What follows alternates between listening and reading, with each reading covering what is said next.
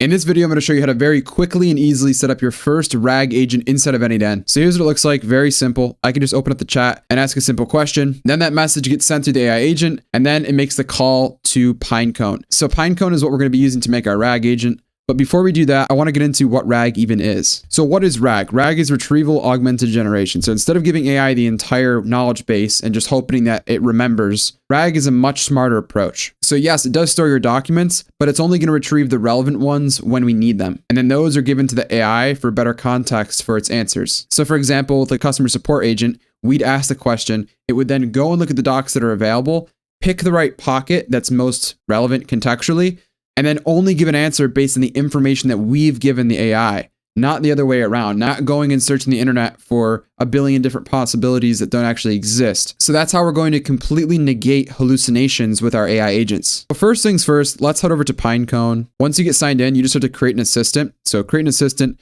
and let's just name this one n8n soccer test. And then if you click on this files button, this is where we can actually just drag in the file. So it looks just like a GPT interface where we can train the model on the files that we upload. But before we do that, let's actually get the API connected. So click on this button that says connect and make sure this says shell. If this is Python, you're not going to see this.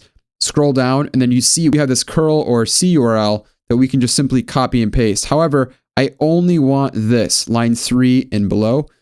Copy this, go back into n8n. And then all I'm going to do here is just go to import curl and paste that right in. Now, all these fields are pre-configured essentially for us. So it tells us here that we just need our API key. So if we go back to Pinecone, we can go to our API keys, click create new API key.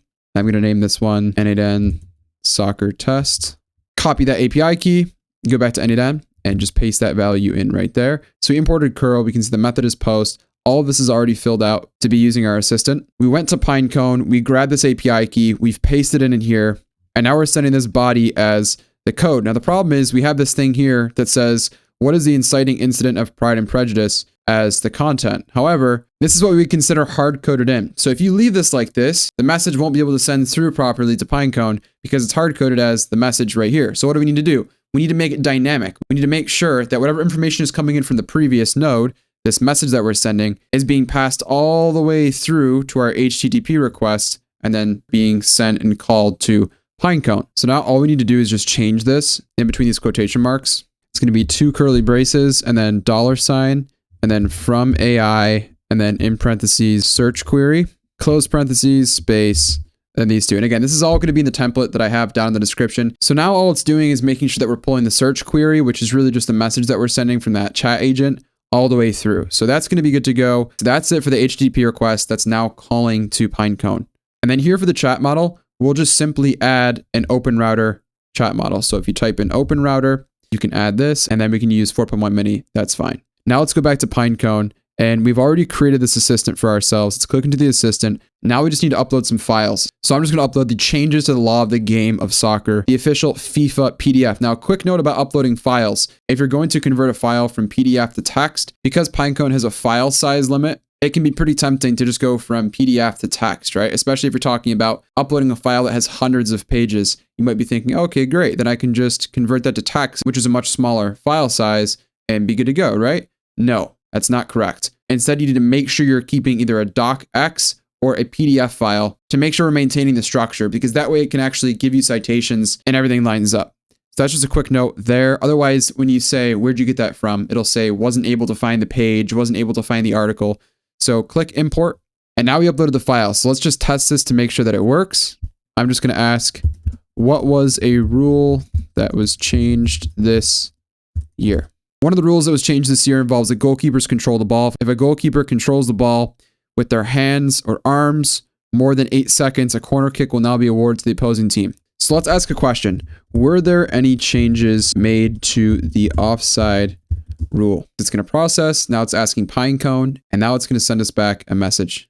There were no reported changes made to the offside rule. However, changes planned for the 2025-6. And this is without a system prompt, so it doesn't know the year. As you know, it's just based off the GPT model, so it still thinks we're in 2024. However, changes are planned for the 2025-26 season. So we had that response, but you can see there's no citations or information in that response. And the reason why is because we don't have a system message. So now we have a system prompt, and notice the requirements. We have page number, an exact verbatim quote.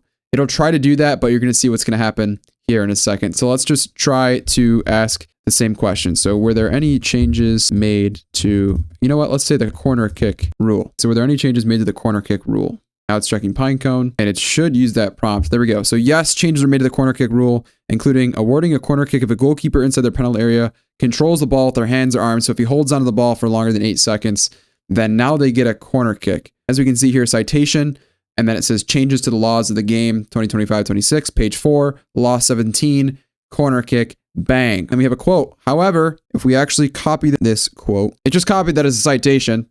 And now we're about to find out that it's completely false. So if we do Command F and we actually paste that in, as you can see, it's not word for word. So you might be wondering, why did it put it in quotes? Now we'll add that in just 1 second, but I just want to show you something really quick before we continue. If I ask for multiple items or comparisons between items. So for example, if I say, tell me two new changes in the 25-26 season. Now it's going to go and check, but watch what happens.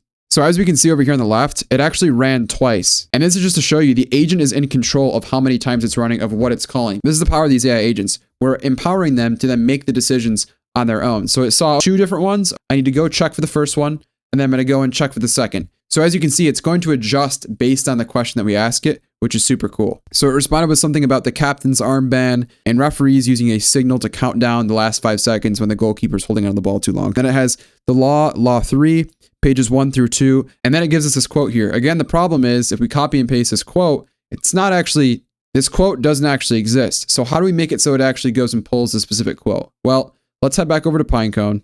Come over here to the left where it says standard interface. You have all these different ways to change the output. So we can control the context size, the sampling temperature, and if you scroll down here, include citation highlights in the response. So if we go back to our code here, the only thing that's different is what? It's this last string. So if we go back, all we need is include highlights true. And all that's going to do then is just make sure that it's actually including quote unquote highlights, which are the quotes. So let's paste that piece of code here. Watch what happens now when we ask that exact same question. And now look at the message. It gives us the exact same thing, except for this time it gives us the document name, which we already got, but then we actually get a quote.